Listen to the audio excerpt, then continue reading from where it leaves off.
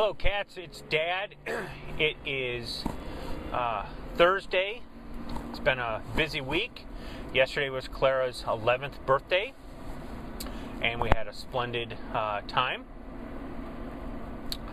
Tonight is Pinewood Derby night, so Tommy, it'll be interesting to see how the car, where that stacks up in the grand scheme of things.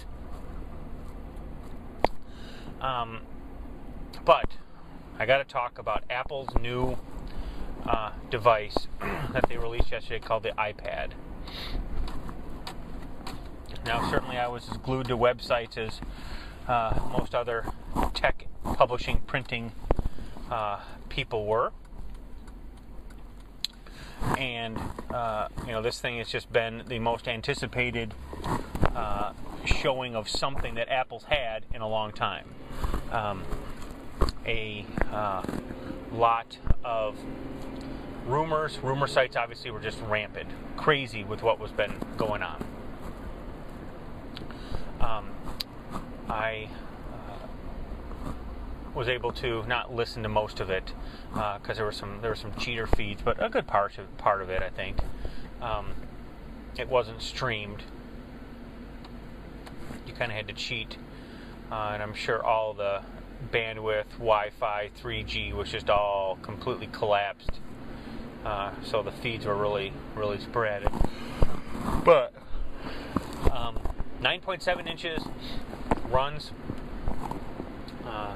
Apple's the mobile OS that they use for the iPhone. So all the iPhone, iPod Touch apps work immediately in this new device. Price point, amazing. A lot of naysayers out there. A lot of naysayers.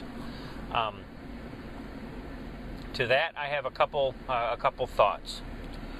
First of all, yes, there are plenty of things that this device doesn't do, and certainly doesn't solve every problem. But the question is that really the point? We know that there's a lot of publishers. We know of upwards of 5 or 6 that are on board with this product.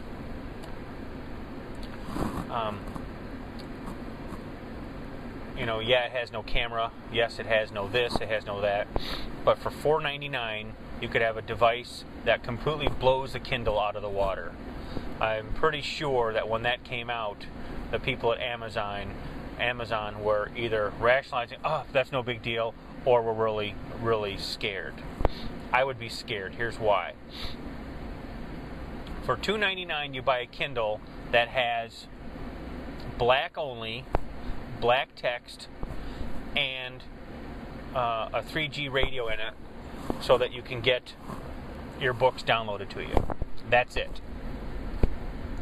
For $4.99, you get a 16 gig iPad, full color, full streaming video, YouTube, every 140,000 apps in the iTunes App Store.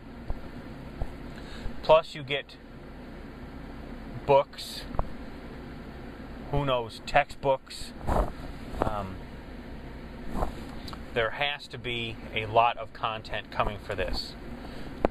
Plus you can browse the web, you can do all your Facebook, Twitter, Foursquare, all the games, the accelerometer, all that's in there. In a less than, it's a 1.5 pound item. Can't do that with a Kindle at any price.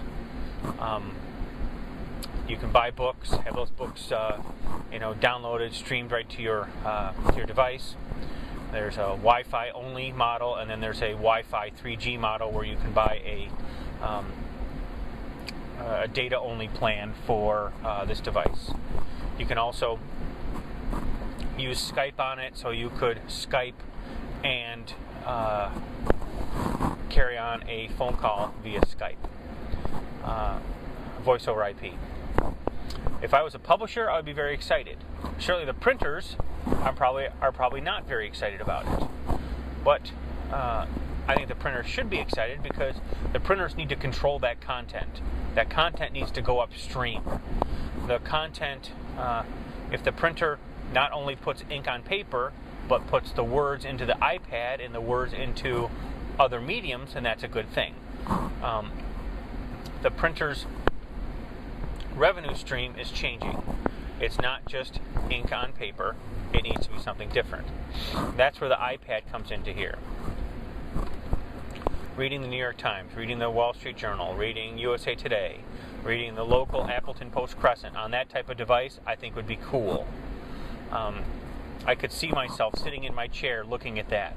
This is the kind of device where right now I have my iPod Touch, and I'll be sitting there looking up stuff, following trending topics on Twitter or Facebook on my lap,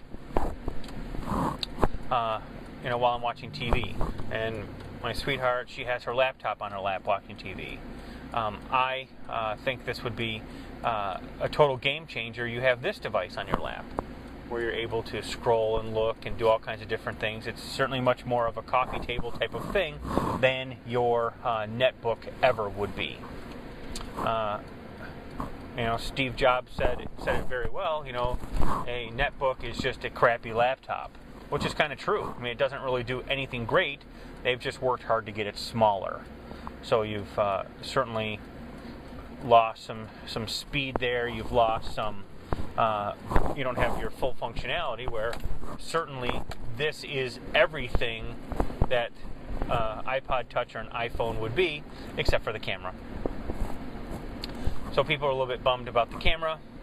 No integrated GPS, with the exception of the triangulation of the Wi-Fi and the 3G. But you know what? I think we need to get over that. That stuff will be coming. We know there'll be an iPod Touch with a camera coming. We know that there's got to be something like that. We know there'll probably be an iPad with a camera coming. I think that this changes everything.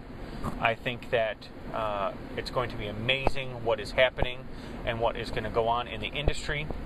It's exciting to be a part of this and to see what's going on, to see how people will now, how they're now taking their data into different areas, and they're being creative. A 9.7-inch touchscreen. Oh, amazing. Madeline, I love you. Clara, I love you. Tommy, I love you. I can't wait to see you later tonight for Pinewood Derby time. I love you, baby Drew, and I love you, Emma. Hope that the little people get better.